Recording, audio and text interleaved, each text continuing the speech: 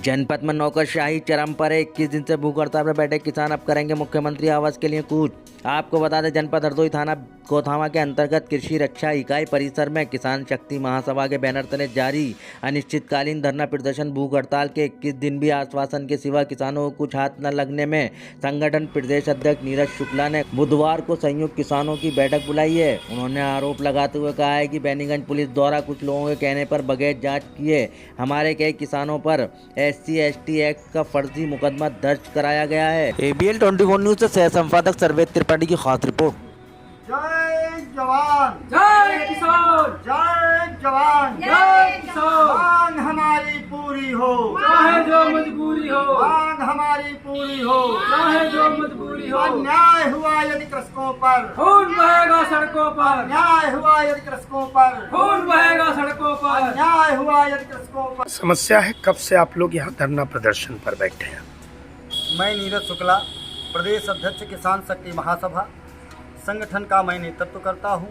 स्वयं इसी जनपद का वासी हूँ, इसलिए लोग मतलब से यहीं के लोकल किसानों की समस्याओं को लेकर हमने 26 तारीख से धरना प्रदर्शन जो ही प्रारंभ करने को चाहा, त्यों ही खंड विकास अधिकारी ने पहले नंबर में खंड विकास अधिकारी ने अपने कार्यालय के आसपास धरना प्रदर्शन करने से मना किया और गेट में ताले डलवा दिए।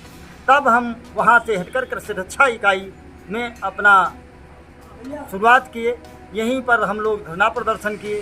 तहसीलदार संडीला द्वारा हम लोगों से संपर्क किया गया, 1-2 कार्य निपटाए गए, लेकिन जिस स्तर से हम लोग चाह रहे थे उस स्तर से सहयोग नहीं मिला। उसी बीच में 27 तारीख को अटरा गांव में पूर्व से चल रहे 10 मई से चल रहे विवाद में एक नया मोड़ आया, जिसको लेकर हमारे किसान कार्यकर्ता को वहां पीटा गया। उस कार्यकर्ता को लेकर हम थाना गए। थाने पर हमने रिक्वेस्ट करके पहले डॉक्टरी के लिए लिखवाया, डॉक्टरी परीक्षण करवाया, उसके बाद FIR के लिए प्रार्थना पत्र दिया और वहाँ FIR भी दर्ज हुई। किंतु अटरा गांव के सुशील प्रधान पति द्वारा पेशबंदी में पुलिस के सहयोग से हम लोगों पर मुकदमा जो पंजीकृत किया गया सरासर गलत है। जो घटना ही पृथ्वी पर घटित नहीं हुई, उस घटना को दिखा करके हम लोगों को मुलजिम बनाया गया, जिसका और इसमें एक समस्या बढ़ गई। जब ये मुकदमे वाली उस समस्याओं को लेकर हम लोगों ने 1 तारीख से हमारे कुछ किसान भाइयों ने अनशन जारी किया, भूख हड़ताल जारी की। उसी 1 तारीख से हमने भी अभी तक अन्न नहीं खाया है, फल आदि खा करके ही अपना जीवन यापन कर रहे हैं। किंतु अभी तक जनपद स्तर के किसी सक्षम अधिकारी ने अनशनकारियों सहित हम लोगों का कोई भी दर्द पूछने नहीं आया, ना किसी ने दर्द पूछा है। और तहसील सदर की जो समस्याएं थी, तहसील सदर तो बिल्कुल मस्त है, जैसे वो अपने हाथी की तरह से अपने ही बल में इधर उधर चूर है। किसी ने कोई समस्या नहीं पूछी। कई बार उनसे संपर्क किया गया, हमारे किसी भी बिंदु का निस्तारण उनके द्वारा नहीं किया गया है। हम लोग परेशान हैं। जब तक जनपद स्तर का कोई सक्षम अधिकारी नहीं आएगा और जो हमारे ऊपर मुकदमा पंजीकृत किया गया है, इस मुकदमे की वापसी से लेकर मुकदमा पंजीकृत करवाने वालों पर जब तक मानहानि की कार्रवाई नहीं कर दी जाएगी, तब तक हम लोग अपने ही कार्य में लगे रहेंगे और इस कार्य को करवा कर मानेंगे।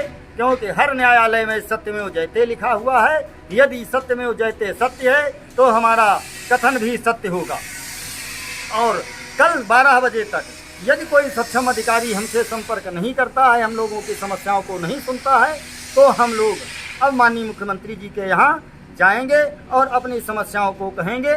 जनपद स्तर पर कप्तान महोदय का स्थानांतरण हुआ है, नए कप्तान महोदय आए हैं, उनसे हमें बहुत ही आशा है कि कल 12 बजे तक हमारे ऊपर पंजीकृत किए गए मुकदमे का स्पष्ट जवाब और पंजीकृत करवाने वालों पर कानूनी कार्यवाही कर दी जाएगी। यदि नहीं की गई तो हम विवश होकर अपने कार्यपथ पर आगे बढ़ेंगे। जय जवान जय किसान। अगर शासन प्रशासन